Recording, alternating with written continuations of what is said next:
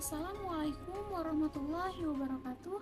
Perkenalkan, nama saya Febriana Rahmawati dari kelas 1B dengan NPM 22106310500013, program studi pendidikan matematika. Tujuan saya membuat video ini adalah untuk memenuhi tugas yang diberikan pada mata kuliah logika matematika. Nah, kali ini saya akan membahas mengenai relasi dan fungsi. Yang pertama yaitu relasi. Apa sih pengertian dari relasi? Relasi adalah hubungan antara elemen himpunan yang satu dengan elemen himpunan yang lain. Nah, cara yang paling mudah untuk menyatakan hubungan antara elemen dua himpunan adalah dengan menggunakan himpunan pasangan berturut yang diperoleh dari perkalian kartesian. Perkalian kartesian bisa kita sebut juga dengan perkalian himpunan. Perkalian kartesian adalah operasi yang menggabungkan elemen suatu himpunan dengan elemen himpunan yang lainnya. Nah, perkalian himpunan atau perkalian kartesian antara himpunan A dengan himpunan B dirumuskan dengan A kali B. Bagian himpunan A kali B adalah pasangan terurut dari A, B, di mana A adalah bagian dari himpunan A dan B adalah himpunan bagian dari B. Selanjutnya, relasi antara himpunan A dan B disebut dengan relasi biner, yang dapat didefinisikan sebagai relasi biner R antara himpunan A dan B adalah himpunan bagian dari A kali B, yang dapat dinotasikan sebagai R subset dari A kali B, atau ARB, yang artinya A dihubungkan dengan B oleh R. Dalam relasi, himpunan A disebut dengan daerah asal atau domain, himpunan B disebut dengan daerah hasil atau kodomain, sedangkan R disebut dengan daerah kawan atau range. Selanjutnya ada 4 macam representasi relasi. Yang pertama yaitu representasi relasi dengan menggunakan diagram panah, yang kedua representasi relasi dengan menggunakan tabel, yang ketiga representasi relasi dengan menggunakan matriks, yang keempat representasi relasi dengan menggunakan graf berarah. Nah, pada representasi relasi graf berarah ada beberapa ciri-ciri yang harus diketahui.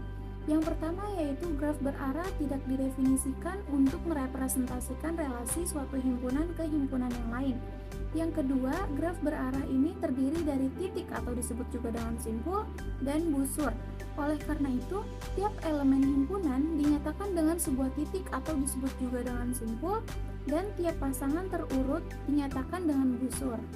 Selanjutnya, jika A, B elemen R, maka sebuah busur dibuat dari simpul A ke simpul B. Simpul A disebut dengan simpul asal atau initial vertex, dan simpul B disebut dengan simpul tujuan atau terminal vertex.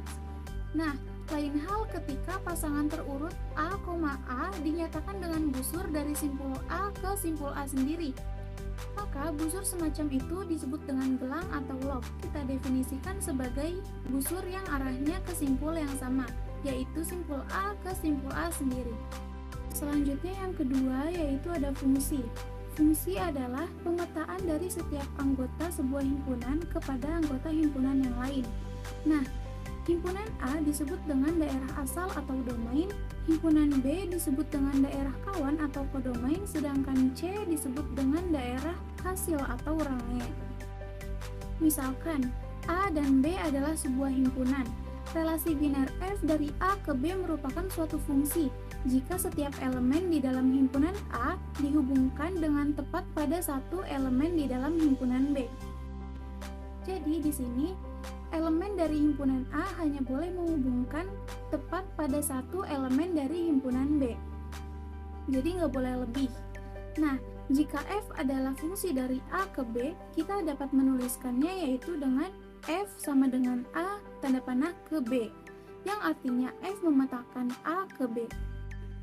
Selanjutnya terdapat 3 macam sifat-sifat fungsi. Yang pertama yaitu fungsi injektif. Fungsi F dikatakan injektif jika tidak ada elemen pada domain yang memiliki peta atau bayangan yang sama. Dengan kata lain, jika A1 dan A2 adalah anggota himpunan domain, maka FA1 tidak sama FA2, bila mana A1 tidak sama dengan A2. Atau jika FA1 sama dengan FA2, maka A1 sama dengan A2. Dalam fungsi, himpunan A atau domain dapat dikatakan sebagai properta, sedangkan himpunan B atau kodomain dikatakan sebagai peta atau bayangan.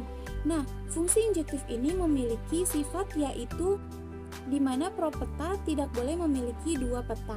Selanjutnya yang kedua yaitu fungsi surjektif. Fungsi F dikatakan surjektif jika setiap elemen himpunan kodomain merupakan peta atau bayangan dari satu atau lebih elemen himpunan domain. Dengan kata lain, seluruh elemen kodomain merupakan peta dari fungsi F. Oleh karena itu, pada fungsi ini semua elemen dari daerah kodomain merupakan peta dari daerah domain.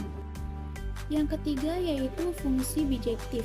Fungsi F dikatakan berkorespondensi satu ke satu atau bijektif jika dia fungsi injektif dan surjektif. Pada fungsi ini, daerah domain hanya boleh memilih satu peta dari kodomain, dan semua elemen dari daerah kodomain merupakan peta dari domain.